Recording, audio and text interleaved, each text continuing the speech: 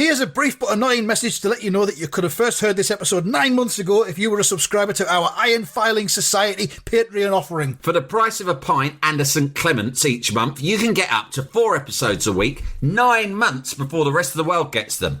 Early access to regular episodes, lots of other marvellous benefits, and there's absolutely no adverts or brief but annoying messages like this that will get right on your ticks. Find out more and subscribe now at tftimemachine.com/ironfilings. Here we go, here we go, here we go, here we go, this is it! This is Top Flight Time Machine. I am Andy Hotbody Dawson, pow pow pow. I am Sam Nifty Delaney, so what? I did a little bit of a sing-song there. That's the first time I've sang it. I might do Liked that it. more often. Enjoyed it. Felt good. Felt right. Felt natural. I have in my right hand the 11th of February 1984 issue of Roy the Rovers, for this is indeed the Melchester Odyssey. Episode number fuck knows, we're nearly at 200 now. Episode number fuck knows. I wish they'd write that at the top of comics. Issue number fuck knows. Yeah, I don't know if it'll say somewhere in the small print what issue number this is, because I think sometimes comics did. Never mind. Roy's message is interesting because I mentioned this last week. Hi pals, with next week's issue, February 18th, is a Panini 84 football album. Wow. Of course, Shoot magazine had given it away a couple of weeks ago. Now Roy the Rovers is giving it away as well. This latest album features facts and figures on English First and Second plus Scottish Premier Division teams, together with all the top stars from the English First and Scottish Premier Divisions. And it gets 18 more stickers the following week, which is 3 packets, I think. Yeah, packet of 6. And after that, readers will be able to buy further stickers from many newsagents for 10 pence per packet of 6. Unfortunately, we regret that the album and pictures are not available to overseas readers or UK-based foreigners. No, he doesn't really say that, but it's not available to overseas readers, unfortunately. So yeah, that's that. The week after then is when it's coming, and that would have come in a plastic bag. That was always nice when you got a free gift that was so big that the comic had to come in a plastic bag. Oh yeah, to house it all. So that's that. When I bought these issues off the internet, off eBay, of course, the Football 84 album wasn't included. Never mind. So we've got Sign Please. You're going to love this one. It's I mean, I was going to get you to guess who it is, but these names on the fucking front cover, so you can't, can you? It's Charlie Nicholas. They've switched to this policy because they used to always keep you guessing, but now they've done some market research. They've gone, to be honest, people aren't buying it. We keep saying Norwich Star inside, and there's just simply not enough. We're not fooling enough Norwich fans. For some reason, the kids don't give a shit who that is. Yeah, so we've just got to go for big. From now on, we go for big names and we splash them. Yeah. I'm talking your Kerry Dixons, your Charlie Nicholases of this world. But boss, we'll never get access to names like that. They're the superstars of the footballing universe. I don't care. From now on, we're thinking big. Shoot for the moon.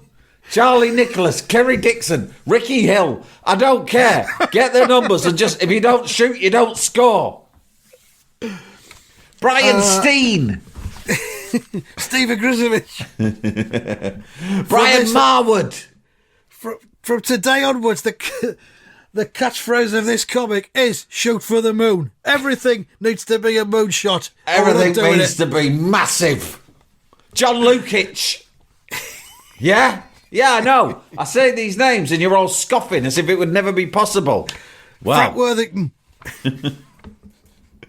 So we've got Charlie Nicholas, but not only have we got Charlie Nicholas, we've got Roy Race as well together. Look at that. Look at that, Sam. Oh, look, Charlie Nicholas. I've got to say, he looks underwhelmed to be stood next to that cardboard cutout. Roy Race looks. This is a dream come true for you, isn't it, Charlie boy? I heard you'd come down from Scotland and brought a bit of that old Glasgow razzle dazzle to London. I thought I'd come along and see what it's all about. So Charlie Nicholas is wearing not an Arsenal shirt; it's like an Arsenal T-shirt. He's wearing white jeans, no socks, and white loafers. And he's standing on a snowbound Highbury pitch. Oh, lovely. What a scene. What And a Roy scene stood there indeed. as well. Charlie Roy is Nicholas living it large in London in the 80s Yeah. with best mates Mo Johnson and Frank McAvenny. Yeah. Well, actually, Roy McAvenny wasn't quite there yet.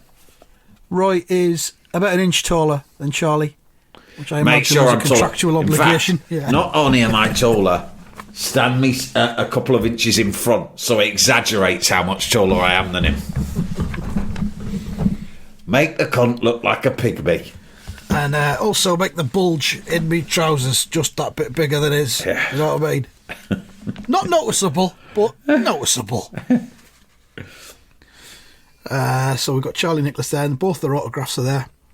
And yeah, the picture's covered in snow. It looks fucking freezing. Great though. Iconic. So on the front page, it says Roy was under fire because he had dropped rising young star Rob Richards from Rovers squad. Melchester took a first half hammering from Port Dean in the fourth round of the FA Cup, but Roy's half-time talk seemed to transform the team. Some more interesting advertising hoardings there. We've got Rawlinson. And that's all I can read. Intervision, which I guess they probably sell tellies in Intervision. Don't know. So what's happening is Vic Guthrie has took the ball out from defence and is going on a run with it. Nothing is better than a centre-back who runs out from defence with the ball and goes on an adventure. A Doesn't happen as much slalom. anymore, does They it? call it a slalom run, don't they? That's the word. Oh, yeah. we've seen it a few times. I mean, Harry Maguire does it for England. We're recording this, listeners, during the 2022 World Cup. And Pre-quarterfinals. If you're listening to this in the future, England have just qualified to quarterfinal against France. And we don't know what will happen because that's in a few days. But so far, Harry Maguire has been impressing with his slalom runs from the back. But yeah, you're right. You don't see it as much as you used to. But it's more important than ever, mate. The old slalom run. I don't feel highly confident when Harry Maguire does it. No. It doesn't feel right. No, it sometimes goes wrong. But it's fun while it lasts. It's sort of calamitous. Oh, talking of running around in a calamitous way, came up with a great idea for my funeral yesterday. Good stuff. I know we've talked about this before, so I don't think I've had this idea before, but correct me if I'm wrong. Mm-hmm. But I was telling my son's really into coding games now. You know, he makes little games and stuff, and he's really into it. Only very simplistic stuff, but he's really into it. And isn't it? He was looking for some music because one of them was a chasing game, right? Right. And he said, I need some music. So I said... Who or what is chasing what in it, do you know? There's a hero, I can't remember his name. And John Hero. And you're running through jungles and all sorts of different terrains. Anyway, he said, what's some good music to go over the top of this, like being chased? And I said, look up a song called Yakety Sax. It's the best chasing music that's ever been made. It was, for 35 years, the UK's chasing anthem. It was the chase anthem. Official. And so he looked it up and he was like, oh, bloody hell, I know this song. You're always banging on about this. And, of course, I couldn't help but get up and start pretending to run around. The best bit in it is when you do this. He goes, yeah, and you're running. And then it sort of does a pause. It goes, and at that stage, you just stand on one leg and raise the other leg quite high, slowly, in the little pause. And then it kicks off again. Anyway, recommence your run. So my wife was like, yeah, this is really good. It's a great song. I said, I would like this at my funeral. And she said, what, as you go into the fire? And I said, no, what I'd really like is a bunch of Benny Hill girls in bikinis, all being my pallbearers, yeah? Mm-hmm. And I like to imagine them running at full speed through the streets on the way. With the coffin on their shoulders on the way. Imagine them sped up. I said, and I want them to be chased by a policeman. And the policeman is waving his truncheon in one hand. Yeah. And and with his other hand, he's holding onto his helmet, which keeps like almost falling off. And he's chasing them, saying, "Stop, stop there!" And they're just running away with my coffin. And I said, I then want the vicar to come out of the church and start chasing them around in a circle. And in the end, they run to the church. They trip as they go through the door. The coffin flies through the air, but lands perfectly in the thing that takes you down into the furnace, right, into hell. And the lid falls off, and I'm sat there in my suit or my West Ham shirt with my arms across my chest. And then, if you imagine it's a TV show, I ever so briefly open my eyes and do a cheeky wink and then just disappear into the flames. And off you go. Yeah, that's very good. That is a great funeral scenario, don't you think? Did your good wife reach for a notepad and write all that down? I must say, she reacted really well. I thought that she wouldn't react well to the idea of the Benny Hill girls, but I think she could see the fun in it. Yeah, I think she's confident knowing that because you'll be dead. Yeah. You'll have no knowledge of what's going on. She's and like, she has no intention there's of no way making you that can be happen. pinching their bums when he's dead. Yeah, but also she won't do it because obviously you'll be dead and you won't know. It'll just be a standard funeral. It'll just be a really tedious funeral. funeral. It hadn't occurred to you, had it not? She'll just put me in a fucking... She'll put me in a fucking bin bag and chuck me in the fucking Thames, mate. Yeah, cheapest coffin available. There you go. Get in there. Yeah. I don't know why. The coffin expense seems strange. Yeah, no, well, it's exploitative of people's grief, isn't it? I mean, I nearly got done over in the Nelson scenario, but I wised up right at the last minute because they go, well, you can have this option. And you're like, yeah. And they go, or... And they don't say it, but with their eyes they're saying, but if you really loved your pet, you might want to splash out on this fucking mahogany, cat-shaped fucking ashes box made of solid fucking wood. And I'm like... I was about to say, oh, yeah, because I thought, oh, yeah, the kids all like that. And then I just went, do you know what? Give it me in the fucking cardboard box, the first one you said. Because I'm only going to sprinkle him on a plant out the back anyway. I'll tell you what, don't even bother. I'll bring an empty Pringles tube because that feels like the best shape for scattering. Yeah, to be quite honest. What they gave it to me in was basically the shape of a Pringles. In fact, I wouldn't be surprised now you say it that they fucking just recovered it in like Blue Peter style in some old wallpaper and some sticky back plastic. There you go, jobs are good. And stick the cat ashes in that. I mean, of course, the other thing is, how do we know they were Nelson's ashes for sure? Well, this is the thing exactly. You just never know, do you? You never don't know. You just got to take it at face value. You got to trust these people.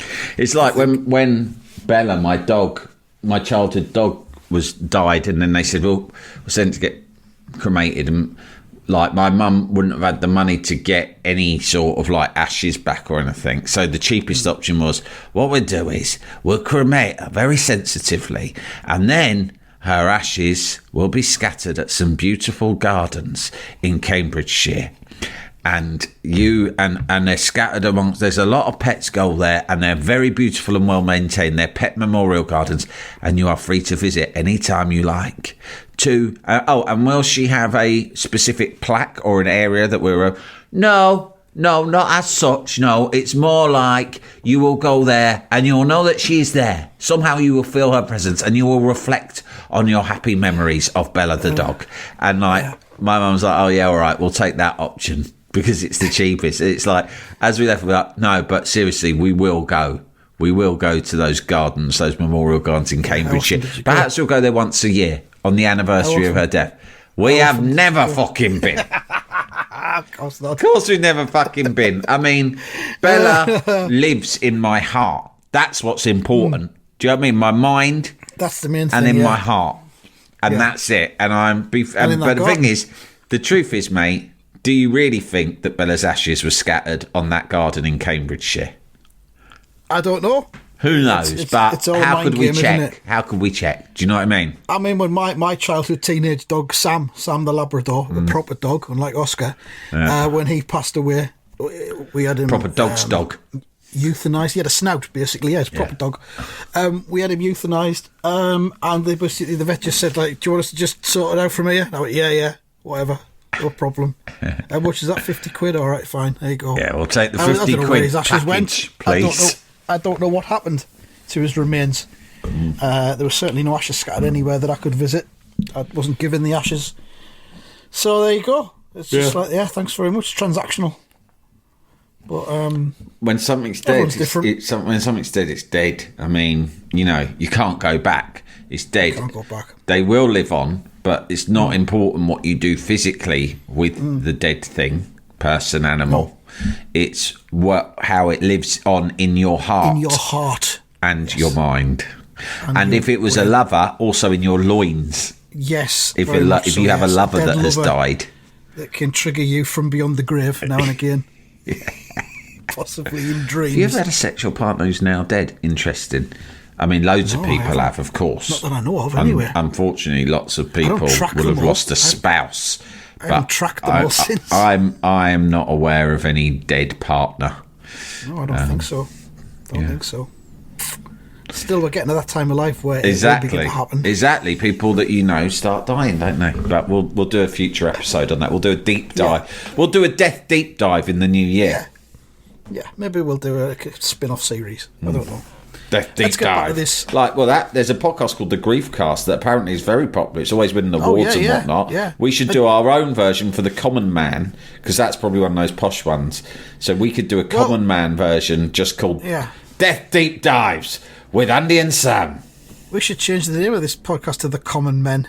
The Common Men. That's what we are. But let's get on with this Roy the Rovers thing. Yeah. Vic Guthrie's going on a slalom run. Vic Guthrie is still going. No one can stop him. Take him out, poor Dean.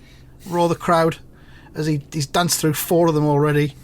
Vic is challenged, but he backheels it just in time. And it says, he's backheeled it. How can he do that? He's a centre-back. You know, backheel. Who's that coming up behind him? Who do you think it is coming up behind him? Like, of course. Take a fucking guess. Here I am. Roy Race. And Roy, this is great, he chips it over the top of the player that was going to take the ball off Vic Guthrie. And he shouts, hit it, Vic. T-shirt idea. Not quite as good as Hit It, Martin. Yeah. And we go onto the inside page, and he does fucking first time volley as it drops over his shoulder. Not something you'd expect from Vic, is it? Not so really something you'd only expect player. from Roy himself. And straight in the back of the net. Goal! Porting 2, Melchester Rovers 2. We were promised 4 goals in this episode last time, so we'll see if that happens. There they go. They're all celebrating together. It's not a Brazil-style dancing celebration from the recent game. They're just all gathering around each other, an arm around the shoulder, a pat on the back, a well done. Super goal from the Super Brat. Nice one, Vic. He'll be after Racy's place next. Let's keep it going, lads. It's Blackie. Jalapeño. Jalapeño. Noel Baxter shouts over, good goal, Vic. And Roy and Vic Guthrie are together. The hair of both of them is completely drenched. Even though the rain has stopped, they're still soaking wet. Very, very powerful. Very erotic. And Roy thinks to himself, at last they're starting to play like a team again, with all the old flair and confidence. And no one seems to be thinking about Rob Richards, which is the main thing. Look at the next. Look at the next frame. Jesus Christ! He stood Roy sort of like a cowboy about to get his gun, or a zombie. As the game restarted, would you see Roy standing there? Nothing behind him, just a blank background. He's fucking poised because someone shouts, "Now let's have a goal from you, Racy!" And Roy thinks a very important message, which only gets conveyed to us, the reader. And he thinks, no single player should be able to dominate this team. Not me, not Rob Richards, not anyone. But maybe me. If it's going to be anyone, it'll be me. Possibly obviously. Me, I must say. Actually, I'll just remove me from that last phrase. One single player should be able to dominate this team, and that's me. That's more like it. Portdean hit back furiously, it says. Duncan Mackay absolutely body checks a Portdean player who goes, ow! Duncan Mackay stopped him like a brick wall. Strong as an ox, old Dunk. These fuckers. Old Dunk. And Duncan Mackay plays the ball forward straight away to Neville Jones. And Neville Jones has got the speed and balance. Look at him flying over the greasy surface. Again, phrases that you will never ever hear in a football crowd, but my God, we'd be lost without them. And indeed, Neville Jones does fly over the greasy surface. Glenn Ritchie had cut inside. Neville chips across to him.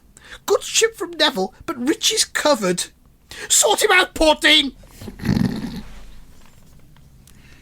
But they don't, because Portdean, of course, are a lowly team of,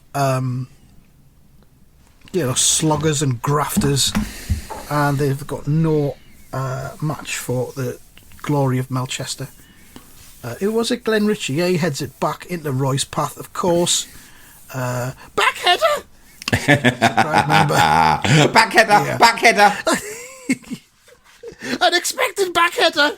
There's people like train spotters. They have like a little notebook with them with different manoeuvres that they tick off once they've seen it. Backheader, tick. Throw in, tick. Slide tackle. Spot kick though. Flag kick, tick. Flag kick, of course, yeah. We must have talked about this before. The I Spy books that we had as kids, they must still be around. Yeah. I'm sure. When parents had so much less to distract their kids with, here you go, here's a fucking book with like a list of things. Look out for them and then tick them off. That'll keep you fucking quiet. Jesus Christ. We're having a long car journey. The funny thing is that parents used to always have the hump that they had nothing to keep the kids busy, didn't they? They were like, fuck, I've got nothing to keep. It's the summer holidays. How are we going to keep the kids busy? There's nothing to keep the kids busy. I was talking about how my dad was telling me that when he was a kid, like each generation think that their kids are really lazy, and I can't believe that I find myself telling my kids, when I was your age, I was out all the time. Because actually, when I was a kid, I didn't consider myself out all the time. But now I compare myself to how they are, and I think, fucking hell. I mean, I was out every day after school. I would be out doing something or other. Manoeuvres on your bike. I'd usually be digging. And then as I got older, it'd be more like around on my bike, shouting at people and things, right? But like, obviously they don't do that. But like, my dad told me that when he was a kid, he lived in Stanmore in North London, and his mum, in the holidays, his mum would literally throw him out of the house in the morning for the day. And he said it's very common because she's a housewife and she wanted to get the cooking done. I mean, she had fucking cleaning, 8 kids, you know. So she, under her feet. She was like, she didn't want them under her feet. So she would say, right, here's your breakfast. Now get out and don't come back till tea time. And so he said he'd go out and he'd think, well, what the fuck am I supposed to do now? He'd had the whole day to kill. So I said, well, what did you do? And he said, I got on my bike and I went up the woods and I examined nature quite a lot. Oh, he interfered with himself. I don't know what he meant. No, I think he that's what he meant. He got creatures in jars and wrote and drew pictures of them and all that sort of stuff. Oh yeah. Because in those days, you got to remember this would have been like, he was born in 1940. We're talking about like, just after the war that he would have been doing this. All his boying about, as they would have called it, just doing a bit of boying about up the woods. And they didn't have fuck all to do. So it was like, normally I'll capture a beetle in a jar, draw a picture of it, write down its dimensions, then maybe let it free. Don't know. Then I'll look at a tree, draw that and all and write down something about it. Yeah. Right? Then I'll interfere with myself. Then I'll have a wank behind the bush, probably. There weren't even wank mags lying around in those days, mate. No. You didn't get wank mags in the 40s, right? No. Certainly not in bushes. That didn't happen until the 70s. So that's what he did. And anyway, what I'm saying is parents had things like I Spy books, anything to try and get the kids from stopping annoying and bothering you when you were trying to get on with your admin, right? And now they've got PlayStations, iPhones and iPads, yeah, and whatnot. And they are totally absorbed. And if you really wanted, they wouldn't bother you at all day. You could just sit in front of it. But instead, we now spend all of our time and energy trying to stop them doing the distracting things. Trying to get outside, yeah. Weird, right? And they refuse to go outside. You're like, so 20 years or 30, 40 years ago, people are like, fucking hell, I can't distract my kids. It's a real problem. Now we're like, fucking hell, my kids are constantly distracted. It's a real problem. Yeah. Well, give them the I Spy book, send them out. Yeah. There is an I Spy Car Journey one. That there was a point in history where we got a balance between the two, and that point was what I call the I Spy book era. Yeah. Where it wasn't toxic and too absorbing, but it was just distracting enough to stop them doing your nutting. Yeah. But I Spy on a Car Journey, right, is one of the books, which is good, which you would have welcomed when you were a kid. Here's what you've got to look out for. How much? What? I just shouted lamppost. I'm just pretending to play it. Well, this is what they've got you looking for on a car journey, right? Yeah. Poppy field, rapeseed field, lavender field. What? Where's this supposed to be? In fucking Provence, France? Horses, sheep. Horses and sheep. Yeah, pigs. Highland cattle. And then there's an outdoor fun category. Listen to this. You've got to spot this when you're on a car journey. Right. Morris dancing. Oh, fuck off. Cricket. It's proper Tory, this, isn't it? Yeah. Tory, Kite I flying. Spy. Lawn bowls. Lawn bowls. Are you serious? Unicycle. Oh, my God. And a tandem. What? Who the fuck? What lunatic wrote this? And what kind of life were they living? How are they still... This is recent. This came out in 2020. This isn't the old-fashioned fucking version. This is now. This is absurd. This is what they want you to find now. Vintage aeroplane, an airship or blimp. What? A hot air balloon. I've never seen any of these since I'm 47 years old. Yeah, exactly. What a load of shite. I've driven all around the country. I drove up to Glasgow recently and back, and I didn't see any of that. I didn't see a fucking single pig, let alone a fucking unicycle or a blimp. Or a fucking poppy field. There aren't any poppy fields in Britain. Fucking, you give that to your kid, they flick through it and go, fuck off. They go, I'll tell you what you can do with this, you Dad. You wouldn't blame them. Yeah, thanks for that fucking book you gave me in my stocking. Now, Jesus. why don't I roll it up really small so you can insert it up your fucking anal passage, you silly old cunt. Poppy fields, what do you fucking think I am? I'm going to get one for my son as a piss take for Christmas. Yeah. There you go. Read that. Yeah. Go spot all that, you fucker. Anyway, look, let's get on with this, please. So Roy scores 3-2 to Melchester. Melchester chant began to roar around the ground. Here we go, except it'll be, here we go, here we go, here we go. Clap, clap. Yeah. 1, 2, 3, 4. We are going to score some more. They certainly are going well, says a Port Dean fan with a glum expression. But from the expressions on the faces of that lot, you wouldn't think so. As he looks across at Trevor Brinsden and his gang, who are completely fucked off now. It says Trevor Brinsden's followers have become a little confused. They are. They wanted Port Dean to win. Now they don't. I don't know what's going on. Hey, Trev, the Rovers are doing all right, even without Rob Richards. Mohawk. Back up, says, do you reckon old Rice could be right? Brinsden says, nah. Rob should be back in the side, and I'll keep on saying so, even if the Rovers score 6 against Port Dean. A few moments later, lunatic. They're having a good old go, Trev. What a shot from Glenn Ritchie. Great goal. Fluke, the ball's running for them, I tell you. So it's fucking, what was it, 5-2 now? 4-2 now. And Brinsden's gang are just impassively observing Rovers rampaging against Port Dean. On to the 4th page. Then came the goal of the match, it says. Melchester fans who aren't Brinsden, wahoo! Here they come again!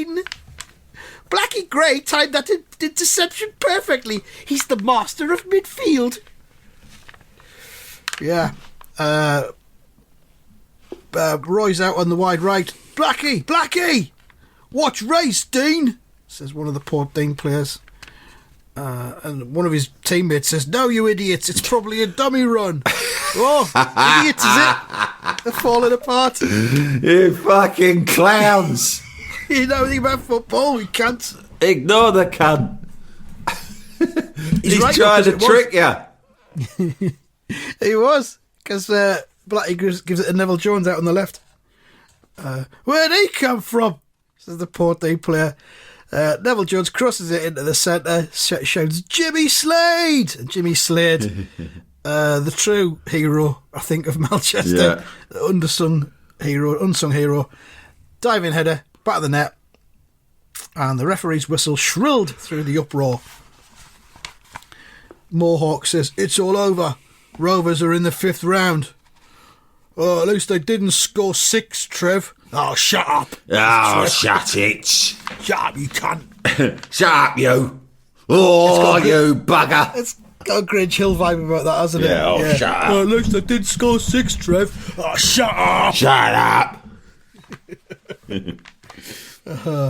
So, I correctly predicted it would be 5-2 to Melchester when it said there was going to be 4 more goals. Who could have seen that coming?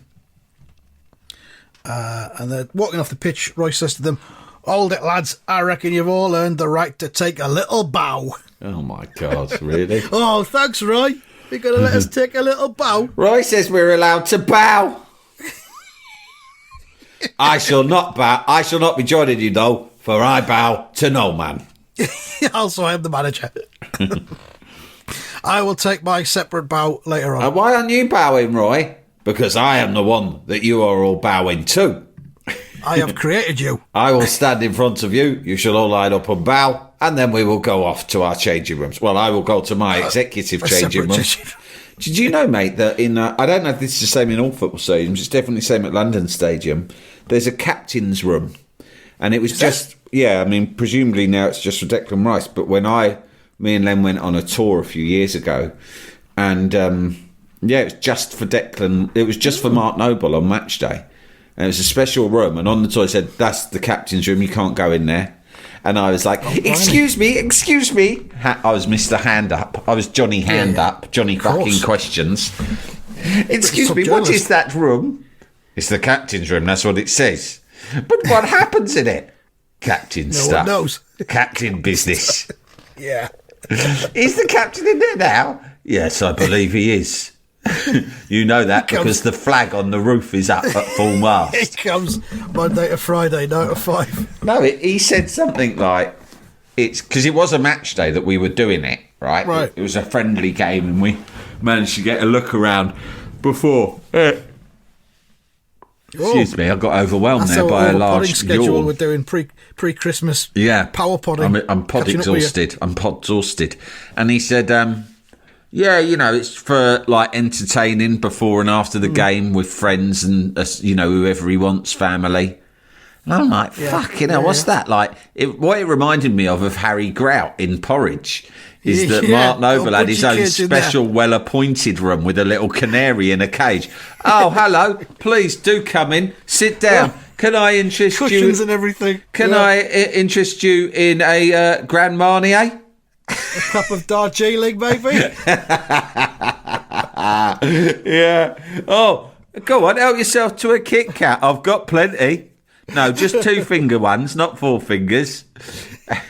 I've got 4-finger ones, they're just for me. They're just for the captain. I can't believe that I just want to know whether that's a thing at all Premier League clubs or whether Mark Noble, because Mark Noble sort of occupied a kind of an almost like godlike status at West Ham. It feels like it might be a tradition that began with maybe Bobby Moore back at Upton Park and then carried on with Billy Bonds. Yes, Bobby Moore's room. Yeah, exactly. There's been a lot of sort of big name Cockneys who have captained West Ham. It feels very East End London, doesn't it? It's the captain's room. Don't you go in there unless you are specifically invited. Yeah, Roy will have not a captain's room, he'll have a tour bus for away games like Portdean. Yeah. They'll all be getting changed. He'll be on the tour bus. It's just his. Winnebago. Yeah. So anyway, they take their bow. I reckon you've all earned the right to take a little bow. Duncan Mackay says, "Aye, come on." Duncan Mackay's very pro bow. Hey. Oh, any excuse for bowing. I love a good bow, right? You know me. I might be a hard man, but underneath I'm a showman. At weekends, sometimes I go to a bowing club with my wife. We've been doing it for a few years now. We're getting quite good.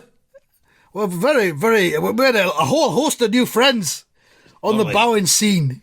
The bowing scene is thriving in suburban Melchester. We just moved on to level blue in the bowing club, which is only one off the top level. Platinum bowing. He says, "Hey, come on. We've given the world of football a warning today." Do not fuck with us. That is the warning. They fucking won 5-2 at Portdean. Yeah. That's not giving the world of football a warning in any shape or form. But they're taking their bow, they're waving at the fans. Some of the fans are throwing their hats and scarves and that into the air. We just see them silhouetted, but we see the Melchester team taking their bow and waving. And Mackay finishes his sentence, "Melchester Rovers are back in business." And that's where this one ends. Next week, ...